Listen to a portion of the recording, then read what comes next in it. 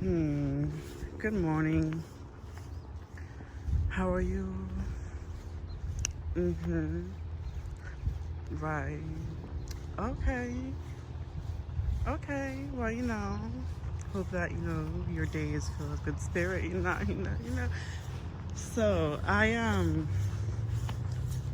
want to just chat something really quick about my reflections on this whole thing called mental health. Anyways, maybe the part about depression.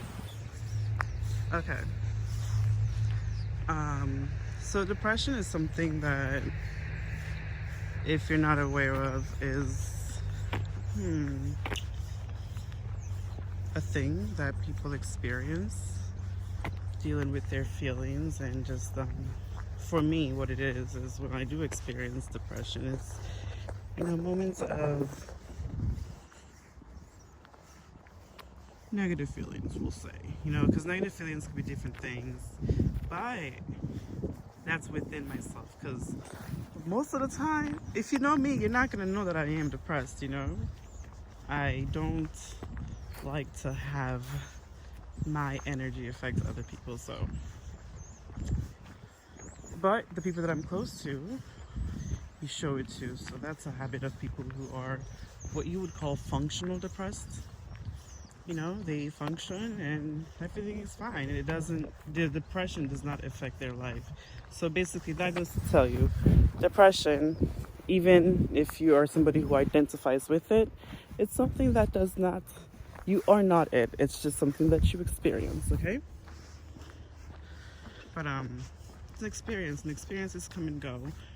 Think about it that way, because one thing you don't want to do is allow this thing we call depression to define our lives. We don't want that to happen. So, because when it does, so many things happen. You lose confidence in yourself. You just don't see the greatness in you.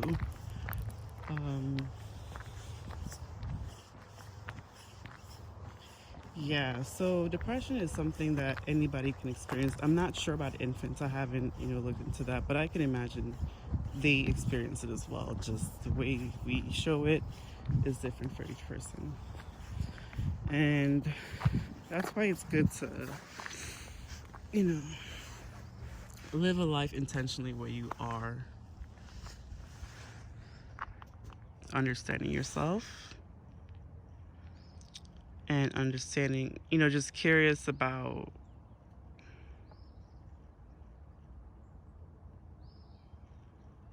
how you can really enjoy your life the way you enjoy it. Because one thing about depression is sometimes it can make you feel like you're stuck, when in reality it's all in your head. And there are different methods that you can use, and different kinds. The one that I find, the thing is, when it comes to healing in any way, whether it's mental or whether it's physical, long-term healing and change does take time. Yes, there are things that are instant. They are definitely, but we're talking about you as an individual. When you're trying to heal emotionally or physically, it takes time. A wound takes time. Maybe a cut is really quick, but depending on the kind of wound, it's going to take time. And depression is a deep feeling. It's not a light feeling, so you cannot get rid of it like that, A light feeling can be moments of horniness or moments of I don't know, moments of, I guess, I just thought horniness because the way you fix that is, release it. But what's something that you feel it and then you let it go real quick, It's a feeling, when you feel it, you let it go real quick. Okay, like excitement, or fear, because fear, say you're somebody who has fear of heights. So obviously when you're going into, sorry, let me not say obviously, but if you have fear of heights and then you come into a situation where it does trigger that fear, it's quick, It's a quick moment. It happened, now it's gone. It's not like you're walking around and always afraid of heights when you're walking in stable grounds. But if you are, that's when you got to get curious. If you are walking around always afraid of heights for whatever reason, that may be coming from a different place, my dear. Just saying. It might not just be the height. Check into your childhood and do that work. And by work, read about exactly what you're going through. Learn about it. Apply techniques of how to heal from it. A method that works for almost anything is reading and writing. Writing your thoughts, writing your progress, writing your plan and your goal. You don't have to be a writer for real, but just to, you know what I'm saying. Okay? Like, so as far as depression, you can read books that help you understand your thoughts and your feelings and emotions. This is if you really want to. I'm just saying, it ain't for everybody. You know, if you want it real quick, go ahead. Take a pill, do it real quick, feel it real good. I'm not even judging shit. Okay? All I'm saying is for the sustainable kind, because it can come and go, or it can, for a sustainable method, read to understand and get information, have conversations with people, because you're not the only source of information, and you're 100%, none of us are the only source of any information. You only know so much. You only know so much, and there's so much more you don't know. So research, become a researcher of what it is. Don't become obsessive, but research by having conversations and reading, and document. Part of researching is documenting. Document what you're experiencing at the moment, what you have experienced in the past, and as far as your feelings, and just because then you can, when you have that information in your head and you write it down, and also where you want to be in the future, like, okay, I want to have these moments, I want to have a better relationship with this person, that person, I want to have a better relationship with myself, I want to become the creative or the entrepreneur or the fucking billionaire that I want to be in the future. So how do I get from here right now, how do I get from here right now to over there? And sometimes you have to look in the past for that, my dear. The future. Hold on. So is it? I wonder what math equation that can be. I'll figure it out. Anyway, something in my head, I'm just like, is it the future minus the present equals the past?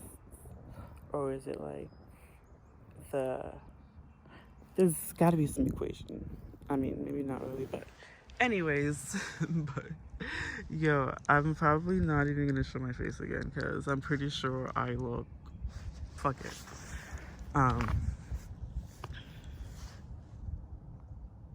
What was I saying?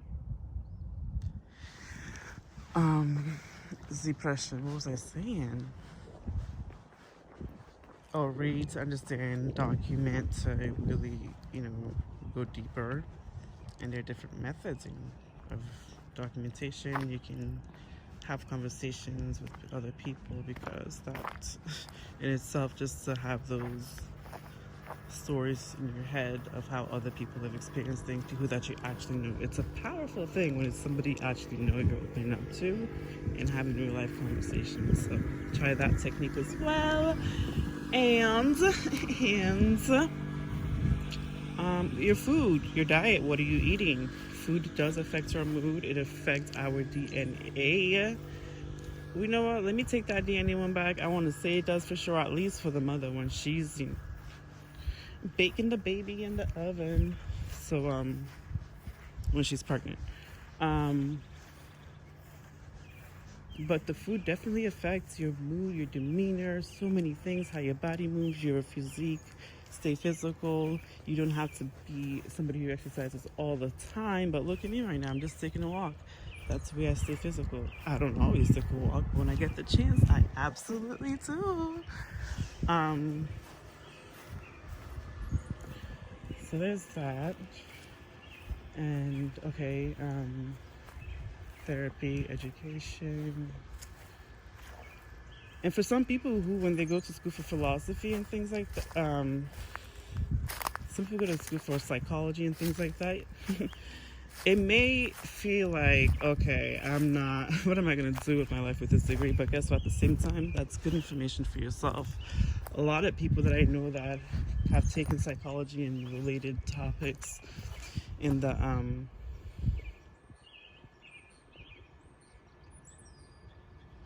a lot of those have studied it. I see how they really have a good emotional intelligence about themselves, you know? So even if it's not something that you apply into a career in the end, at least it's something that benefits you exponentially and pricelessly. Because that's that research right there, baby. At least a foundation of it, because they sure don't tell you everything and teach you everything that's applicable to you. That and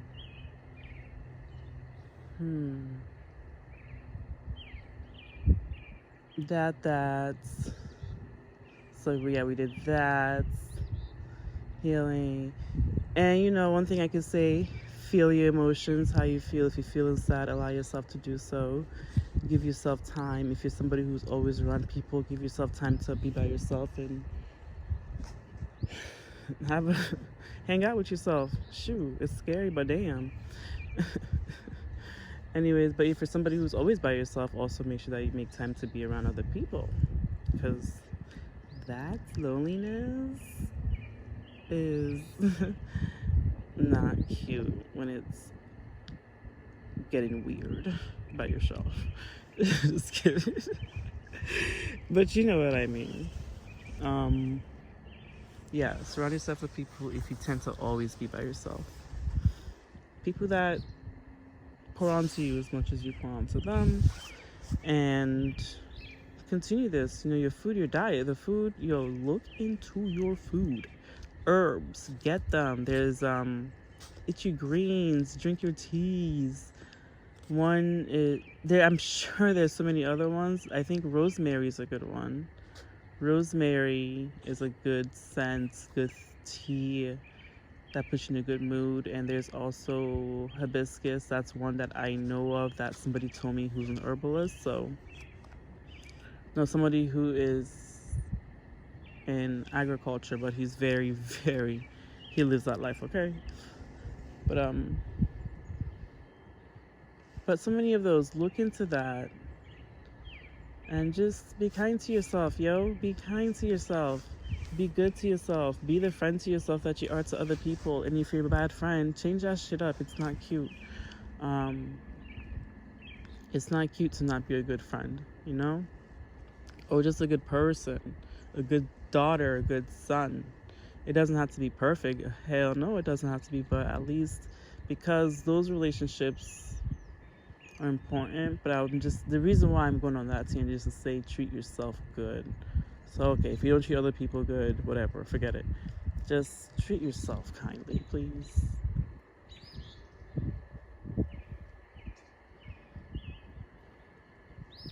Anyways, I think I'm done with my tangent. I'm kind of done really with my thoughts. I'm about to go be by myself in my own thoughts now. All right, y'all. Enjoy your day and keep it funky.